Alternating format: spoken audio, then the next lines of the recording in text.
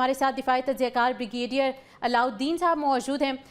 आपकी जानिब आना चाहती हूँ। अगर हम टेक्निकल ग्राउंड्स पर बात करें तो स्विट्ज़रलैंड में शुरू होने वाले इस राउंड में अमेरिका की जानिब से सख्त तरीन मुतालबात किए गए हैं। क्या समझते हैं कि जो वाशिंगटन ईरान के यूरेनियम अफजूदगी के ऊपर प्रोग्राम के ऊपर बात की जा रही है, जो कि ओबामा दौर के मुआहदे से भी ज़्यादा सख्त शराइत हैं, क्या समझते हैं ये जो मुतालबात किए जा रहे हैं खातिर ख्वाह साबित होने वाले हैं इन फ्यूचर?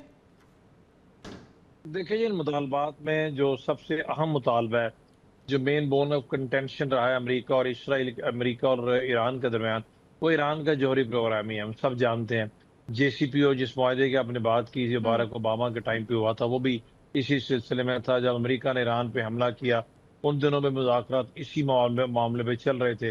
ईरान का मौक़िफ़ ये है कि वो जौहरी हथियार नहीं बनाना चाहता। उसका जौहरी प्रोग्राम पुरअमन मकासद के लिए है। IAEA के बेसिक पैरामीटर्स को वो एड्रेस करता है। अमेरिका कहता है कि ईरान का जो इरादा है जौहरी प्रोग्राम का है, अमेरिका खौफज़दा है। वो किसी सूरत भी चांस नहीं लेना चाहता कि ईरान को किसी हवाले से भी कोई मौका मिले जौहरी हथियार बनाने का और जौहरी प्रोग्राम को आगे बढ़ाने का। ये बेसिक इशू है। अभी coming back to your question कि जी इसके ऊपर कोई आगे चल के कोई मुआहदा हो सकता है, इत्तफाक राय हो सकता है, मैं समझता हूँ हो सकता है। क्योंकि मामला जो जब तक आप किसी मामले को, जब भी किसी इशू को आप आइडेंटिफाई नहीं करते और एक्सेप्ट नहीं करते कि ये प्रॉब्लम है, उस वक्त तक उसका हल नहीं हो सकता। अमेरिका ने तो किया हुआ है, ईरान ने भी एक्सेप्ट कर लिया है कि ये एक इशू है जो हल तलब है, और इसी के ऊपर ईरान ने खुल के कहा है कि उसका जौहरी हथियार बनाने का कोई इरादा नहीं है। अभी बेसिक जो दोनों के दरमियान डिफरेंस है, जिसपे एक को तस्फिया आगे चल के होने की जरूरत भी है, उम्मीद है हो भी जाएगा, वो ये है अमेरिका कहता है कि जितना अफजूदा यूरेनियम है उसको तल्फ करके या तो अमेरिका के हवाले किया जाए या किसी तीसरे मुल्क में रखा जा सकता है। ईरान इस पे नहीं मानता। ईरान कहता है कि वो अगर यूरेनियम अफसूदा वो तल्फ किया भी गया है तो वो IAEA की मौजूदगी में, उनकी निगरानी में ईरान में किया जाए, किसी दूसरे मुल्क में उसको हम मुंतकिल नहीं करेंगे। बट एक ये डिफिकल्ट मामला है, एक पेचीदा मामला है, तो सारे के सारे झगड़े तनाजे की यही बुनियाद है। और देखा जाए तो लगता तो बिल्कुल ठीक बात है, पूरी दुनिया के लिए अगर एक असूल है तो ईरान के लिए मुख्तलिफ असूल क्यों? बट चूंकि एक इशू बन गया हुआ है, एक सब प्रॉब्लम है, तो हमको उसको मानते हुए आगे बढ़ने की जरूरत है। इसको अलग से देखने की जरूरत है, दूसरे बिल्कुल दुनिया के अलग से मामला देखने की के साथ ज़रूरत है कि सिचुएशन क्या रुख इख्तियार करने वाली है। इमरान मुजम्मिल हमारे साथ मौजूद हैं, स्विट्ज़रलैंड में मौजूद हैं, नुमाइंदा 365 न्यूज़। इमरान, आपने लम्हा ब लम्हा सूरत हाल को देखा, लाइव विटनेस किया, बताइए कोई लेटेस्ट डेवलपमेंट। जी बिल्कुल, इस वक्त चंद ही लम्हों के बाद का पहला राउंड बड़ी खुशसलूबी से मुकम्मल हुआ है। इमरान साहब, आपकी आवाज़ बहुत कम आ रही है, आप माइक थोड़ा सा ऐसे लगा लीजिए कि हमारे नाज़रीन को आवाज़ पहुंच सके। जी बिल्कुल, मैं ये बता रहा था कि दूसरा दौर भी शुरू होने वाला है। पहला दौर बड़ी कामयाबी के साथ मुकम्मल हुआ है। अभी चंद 45 मिनट का वक्फा आया है इसमें, और चंद ही लम्हों के बाद अब दूसरा दौर शुरू होगा। और इस दूसरा दौर जो है ये बहुत ही अहम दौर होने जा रहा है। इब्तदाई जो ज़राए हैं, वो सफारती ज़राए हैं, वो यही बता रहे हैं कि पहले दौर में जो बातचीत है वो बड़ी ही मुस्बत रही, हौसला अफजा रही, अहम अमूर पर तबादला ख्याल किया गया। और ये दूसरे राउंड में मज़ीद पेशरफ्त की उम्मीद की जा रही है। आलमी बरादरी की मुकम्मल नज़रें इस लुज़ैन समिट पर मरकूज़ हैं।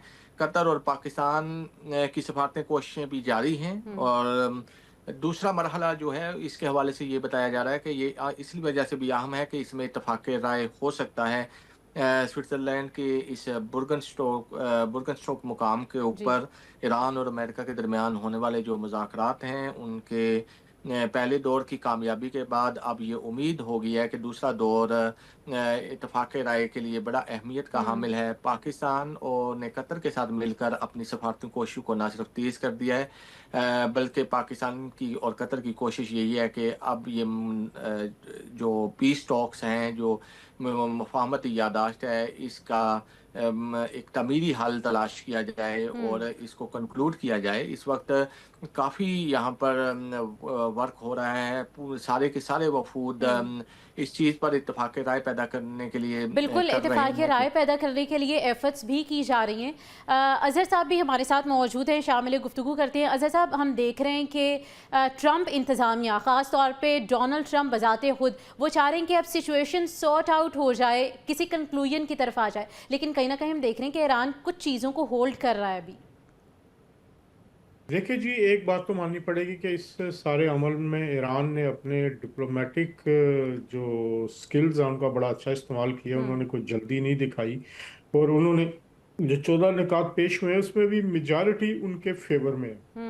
تو اس وقت ایران میکسیمم گین کرنا چاہتا ہے، ایران کو کوئی جلدی نہیں ہے، لیکن دوسری طرف امریکن پریزیڈنٹ جو ہیں ان کے لیے معاملات کوئی اتنے آسان نہیں ہیں۔ وہ خاص طور پر اسرائیل کو لے کر، تو اسرائیل کی طرف سے جو مزاحمت آ رہی ہے ان کے خلاف کہ اس سارے معاملے کو، کیونکہ اسرائیل نہیں چاہتا کہ یہ امن معاہدہ تکمیل کی طرف جائے، تو اس لیے وہ اپنی جو رکاوٹیں ہیں ان کو جو ہے وہ ڈال رہا ہے۔ لیکن دوسری طرف سے اگر آپ دیکھیں تو بڑے عرصے کے بعد دیکھا کہ ہم نے اسرائیل اور امریکہ کے تعلقات اس حد تک کشیدہ ہوئے ہیں کہ جو اپوزیشن لیڈر ہیں اسرائیل کے، انہوں نے بھی تنقید کی ہے امریکن پریزیڈنٹ پہ۔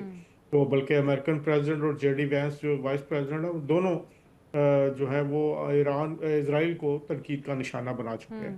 تو اس ساری صورتحال میں ہمیں توقع یہی کرنی چاہیے کہ جو پیس کے حوالے سے جو یہ معاملات ہیں، جو ایک ایم او یو سائن ہو چکا پہلے، جو اور اس کے بارے میں اب جو ٹیکنیکل لیول کے مذاکرات ہیں وہ شروع ہوئے ہیں، یہ ایک بہتر طریقے سے آگے بڑھیں، بالکل بہتر طریقے سے آگے بڑھیں، اور اس حوالے سے پاکستان کی ثالثی میں کردار بھی جاری ہے۔ ہم ڈسکس کر رہے ہیں تکنیکی مذاکرات کو، اور تکنیکی مذاکرات میں سب سے بڑا نقطہ، سب سے بڑا فیکٹر آبنائے ہرمز ہے۔ بریگیڈیئر صاحب، آپ کی جانب آتی ہوں، ہم دیکھ رہے ہیں کہ مذاکرات کا سلسلہ 60 دن سے جاری ہے۔ اگر یہ مذاکرات ناکام ہوتے ہیں اور آبنائے ہرمز بند کر دی جاتی ہے، کیا سمجھتے ہیں عالمی مارکیٹ میں جو تیل کی قیمتیں ہیں، کیا پاکستان کے اوپر اس کا امپیکٹ پڑے گا؟